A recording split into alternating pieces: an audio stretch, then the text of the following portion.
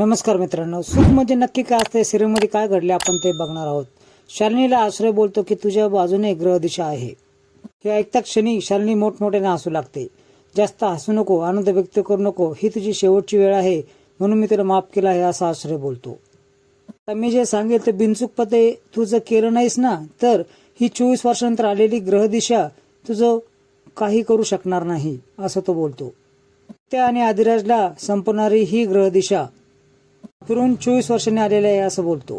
सांगेल तो एक संदेश मार्ग आहे आणि तुझी कर्म तुलाच करायचे आहे असं तो बोलतो. त्यांनी लगेच बोलते की मला काय करायचं आहे ते सांग. तुला तुझा मार्ग जेथून सापडेल तेथे तू देवीचा खूप मोठा अपशकुन केला होतास. आश्रय बोलतो. ती कुठे असं विचारते. उत्तर तुझ्याकडेच आहे असं आश्रय बोलतो. शालिनी खूप विचार करू लागते. त्या आणि राजमा पाहुणी जवळ येतात आणि तू इथं काय करते असं विचारतात. चाललं आहे तुमचं असं पाहुणे विचारते. राजमा लगेच बोलते झालं, मांजर आडवी गेली, आता आपल्याला काय करायचं आहे हे कळणार नाही. 3 पावलं मागे जा असं बोलतो.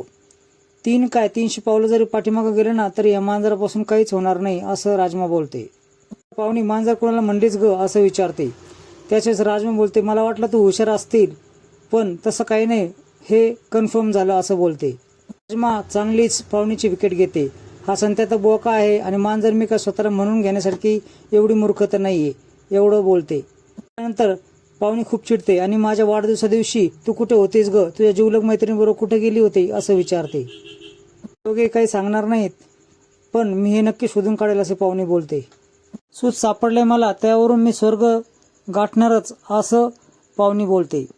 माळावरच्या खोलीमध्ये जे काही तुमचं शिस्त आहे ना ते सुद्धा शोधून काढेलच असं बोलते.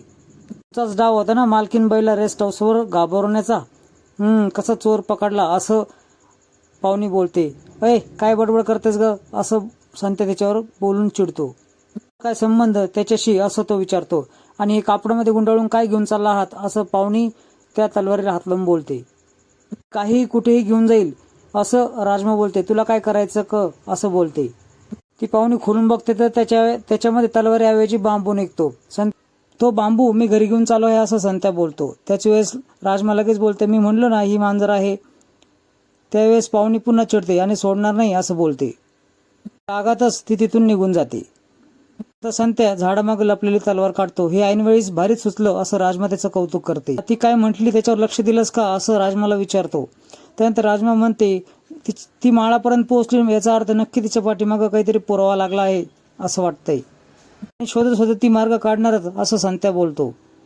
याचा अर्थ ही तलवार घरी देखील लपवता येणार नाही, मग कुठे लपवायत ही तलवार. त्यावेळेस राजमा एक आयडिया आहे असं बोलते.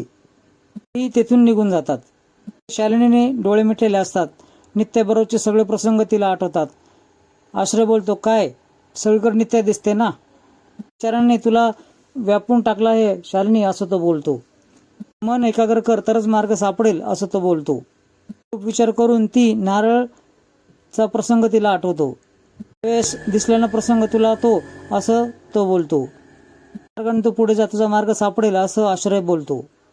त्याच वेळेस कुणाला तरी फोन लावतो आणि माझं कर्म मी केलेलं आहे असं तो सांगतो. राजमा आणि संत्या देवीच्या मंदिरापाशी येतात आणि युद्धाच्या काळासाठी लागणारी वस्तू आम्ही तुझ्याकडे ठेवत आहोत असं बोलतात. आता देखील युद्ध चालू आहे आणि ती तलवार आम्ही तुमच्याकडे लपवणार आहे असं ती बोलते.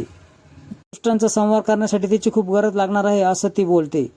संत्या राजमाला जा म्हणतो आणि तो तलवार देवीच्या समोरच असलेल्या दगडांच्या खाली लपवतो. सांभाळ तूच असं म्हणून तो देखील तिथून निघून जातो. त्या घरासमोर चक्कर मारत असते. त्याच वेळेस तात्या विचारतात आदिराज तर घरात आहे, मग तू कुणाची वाट बघत आहेस. झालं देवीचे दर्शन घेतलं, खूप प्रसन्न वाटतंय. शालिनी तिथे येते आणि मालकीनबाई इथं कशा आल्या असं विचार करू लागतात. खुश होतात. मालकीनबाई इथं आल्या आहेत असं बोलतात. कशी कडमडायला आली असं राजमा आम्हाला बोलते. दर्शन द्यायला आले असेल असं बोलते. त्याच वेळेस विमल बाहेर येते आणि आतमध्ये ये ना असं बोलते. मला माहित नव्हतं की असं स्वागत होईल म्हणून, कारण मीच तुमच्यासाठी आमंत्रण घेऊन आले आहे असं बोलते. तुमचंच आहे ना, मग तुम्हाला कशापासून आमंत्रणाची गरज लागते आहे असं ते बोलतात. जण घरात जातात. त्या आणि आदिराजला ती नमस्कार घालते. कसे आहात असे विचारते. त्यानंतर देवीचे दर्शन घेण्यासाठी आले आहेत असं शालिनी बोलते. कोल्हापूरला गेले होते पण अरे देवा प्रसाद रेस्ट हाऊसवरच राहिला. त्याच वेळेस ते आदिराजला म्हणते तू प्रसाद घेऊन येतोस का. निघायला लागतो त्याच वेळेस शालिनी बोलते एकटा कशाला जातो, जोडीने जा असं बोलते. नित्या बोलते की पाहुणे घरात असताना बाहेर कसं जायचं आपण, ते बरं वाटत नाही असं बोलते. शालिनी लगेच हसत बोलते पाहुणी बोलली बघ.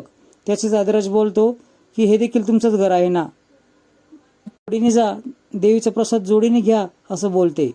पुण्य मिळेल असं बोलते. देवीचा प्रसाद आहे नाही म्हणू नका, जा दोघेही असे ती बोलते. लगेचच बोलते मालकीनबाई म्हणतायत ना दोघे जाऊन या, आहे ना जवळ, जाऊन या असं विमल बोलते. आणि शालिनी बोलते की देवीच्या पायाजवळचं कुंकू देखील आणलं आहे तुझ्या सौभाग्याच्या रक्षणासाठी, तरी जाशील का असं ती बोलते. तिला टोमणं मारते की बरं झालं तुम्हाला माझ्या सौभाग्याची काळजी आहे ते बघून, मग जातेच ना असं ती बोलते. तात्यांच्या आग्रहाखातर दोघे तिथून निघून जातात. तर सौभाग्य आणायला जा, मी तर दुर्भाग्याची तयारी करते असं शालिनी बोलते. ती रेस्ट हाऊसवर येतात. तिथे सोमा असतो. प्रसाद द्या असं तो बोलतो. त्यानंतर सोमा बोलतो कुठे ठेवला आहे ते मला माहित नाही, मी सापडून तुम्हाला देतो, तुम्ही सोफ्यावर बसा असं बोलतो. त्याच्या डोक्यात थोडी आयडिया येते. आदिराला ती म्हणते आपण लवकरात लवकर जाऊयात, मला थोडी गडबड वाटत आहे, जे आणायला आलं आहे ते नेलं नाही तर तिला संशय येईल असं तो बोलतो. इकडे शालिनी देवीसमोर हात जोडून बसलेले असते. मी हात जोडले आहे याचा अर्थ तुला शरण आले आहे असं नको समजूस असं शालिनी बोलते. ते आणि आदिराजचा मरणाचा मार्ग तुझ्या दारातून जातोय असं ती बोलते. शालिनी पूजा करत असते. त्याच वेळेस ती नारळ फोडते. सगळी पूजा करून झाली तरी मला संकेत का नाही मिळाला असा विचार करू लागते. त्याच वेळेस विचारते की कसला विचार करताय मॅडम तुम्ही, नाही असं शालिनी बोलते. मनातल्या मनात विचार करते काही चुकलं नाही ना माझं. सोमा चक्रा मारत असतो. त्याच्या आदिराज विचारतो की प्रसाद कुठे आहे म्हणून. त्याच्या वेळेस शालिनी मॅडम पूजेला बसले आहेत, त्यांचा फोनच लागत नाही. त्याच्या वेळेस नित्या बोलते की फोन का करायचा त्यांना. त्याच्या सोमा बोलतो की प्रसाद कुठे ठेवला हे त्यांनाच माहित आहे ना. त्याला आश्चर्य वाटते. तिला माहित असेल तर तिला विचार ना असं नित्या बोलते. पाहुणी घरात नाहीये असं तो बोलतो. नंतर नित्या तुम्ही शोधा असं बोलते. मी कसं शोधणार, सगळं पाहुणीला माहित आहे असं तो बोलतो. पाहुणीला सगळं माहित असतं, तुम्ही बसा थोडा वेळ असं तो बोलतो. मित्रांनो पुढील भागामध्ये तुम्ही बघणार आहात की आदिराज आणि नित्या दोघेही देवीच्या मंदिरात येतात. ही देवीची प्रार्थना करतात आणि देवीच्याच आशीर्वादाने आपल्याला शेवटची लढाई लढायची आहे असं बोलतात. त्याच वेळेस तिथे जोगती नसते. देवाई चांगला आशीर्वाद दे असं म्हणून तो तिथे लपवलेली तलवार काढतो. तलवार तो नित्याच्या हातामध्ये देतो आणि वेळ आली तर ही तलवार चालवायची आहे तुम्हाला असं बोलतो. मित्रांनो असेच नवीन अपडेट्स बघण्यासाठी चॅनल सबस्क्राईब करा, बेल आयकॉन दाबा. व्हिडिओ पाहिल्याबद्दल धन्यवाद.